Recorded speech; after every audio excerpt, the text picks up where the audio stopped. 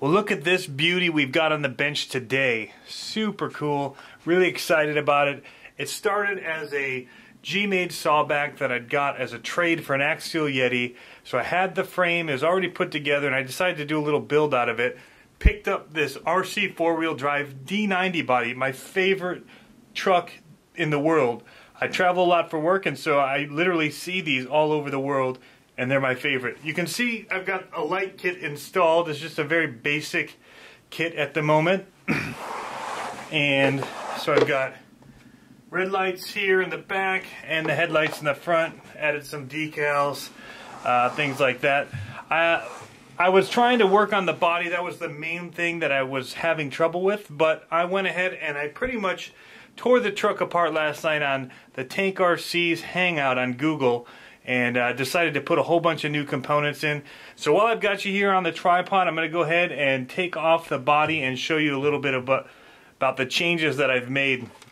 First, I'm still working on the mount, and as you can see, got a little bit of tension here. That's the piece I'm still working on. I just was working on it tonight. Let me disconnect these lights here.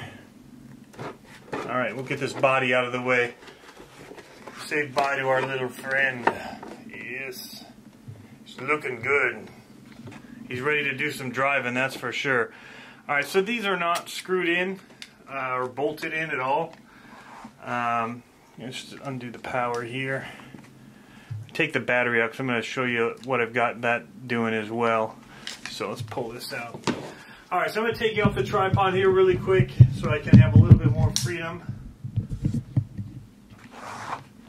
So the mounting is the biggest issue that I'm having currently, and I'm still trying to work through it. What I've decided to do here is, this is like basically a 2x4 hanger.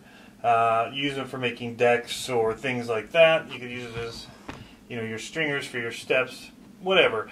But so I took this, I had it, looked like it was a great fit, and started cutting away. As you can see, I've just done a pretty terrible job here of cutting that away. See if it'll focus at the bottom here. I've hacked it right here so I could bend a little bit, and so it's not wanting to focus, guys, sorry.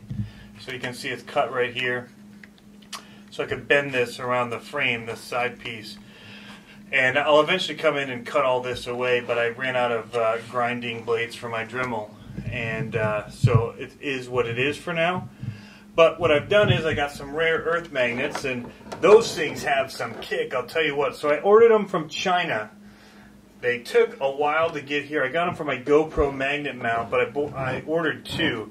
And they were sitting there during the hangout last night, and all of a sudden they slapped together and there were sparks flying. I thought it was basically exploding my surge protector. I was strapped to the wall, but everything was okay. It was just the sparks of them hitting and breaking. So I busted one of them.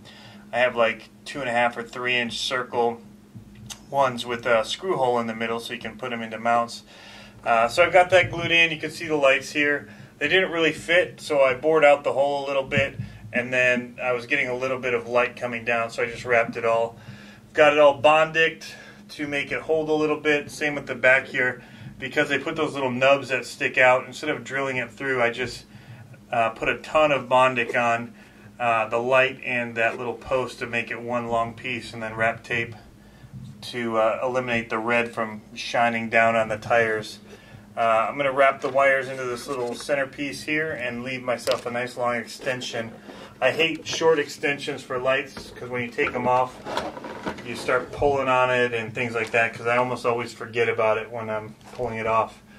So that's the main thing I'm working on. I'll trim this up. I'll get these bolted in. Right now the screws are just in to hold it kind of in place for testing purposes.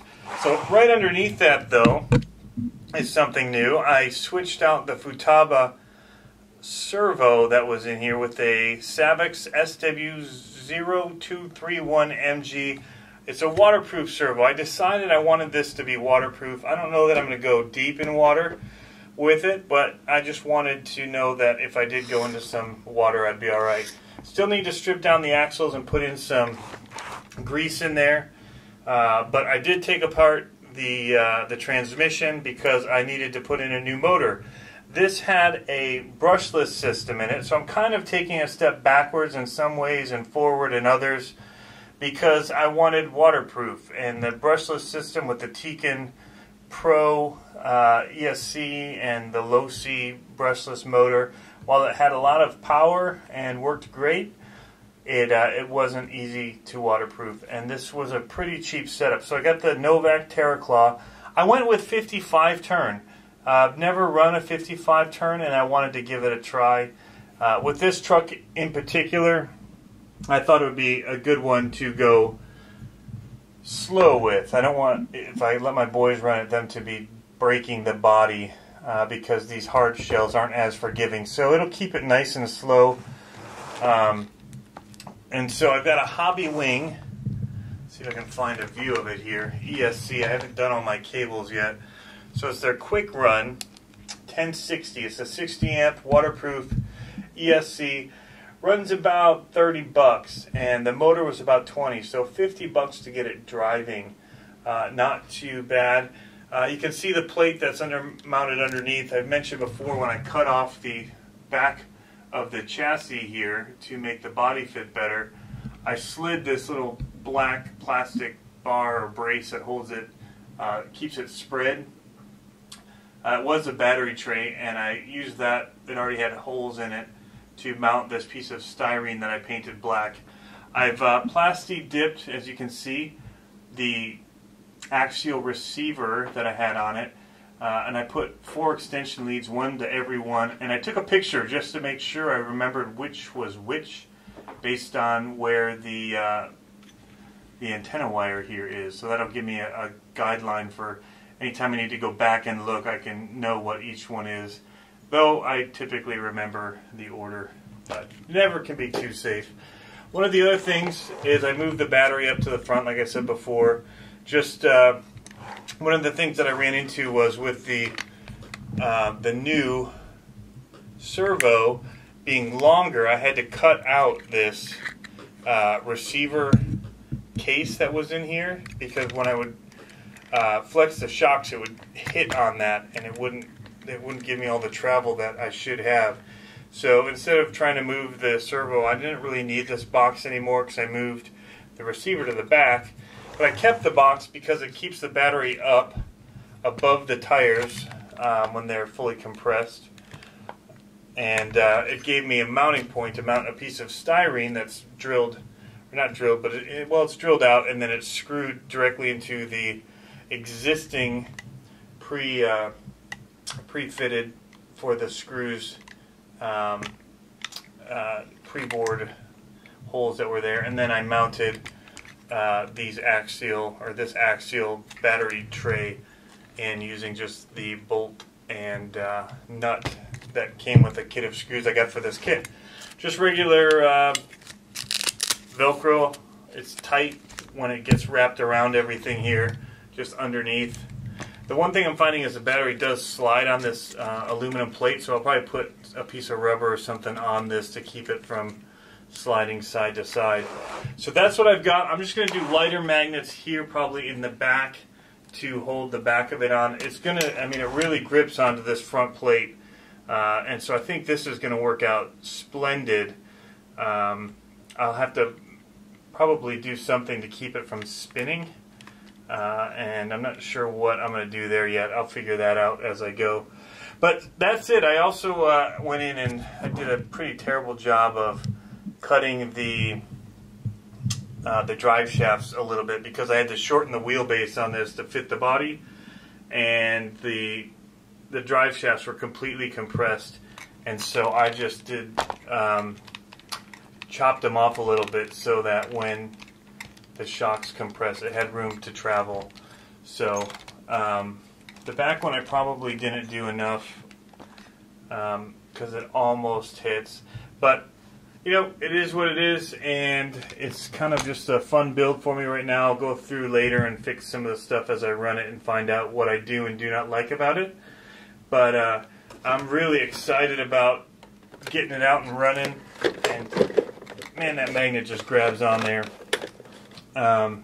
it all actually fits on here, even with that just that front magnet. It grips pretty well because of all of the stuff on the back here kind of catching on the frame. You know, if I'm really moving it, it moves, but it hooks in there pretty good. There, see, I moved it, but so that should be pretty easy. A couple of magnets on the back here, maybe right on the base of the interior, right on the top of this, just to hold it in place. So that's what I've got going with that, and hope you guys are having fun with any projects or builds you have going. And if you don't have any builds going, hope you're having fun RCing. Looks like the guy is taking a little nap. So we'll let you guys take a rest, and I'm going to head to bed here. It's actually pretty late, and get back up. It's going to be Halloween tomorrow, so I'm excited about that. Heading out with the boys to do some trick-or-treating, and getting a little bit of runtime in out on my little trail in the back. So hopefully this will be out riding tomorrow a little bit. If so, I'll get some video posted. Have fun RCing, guys.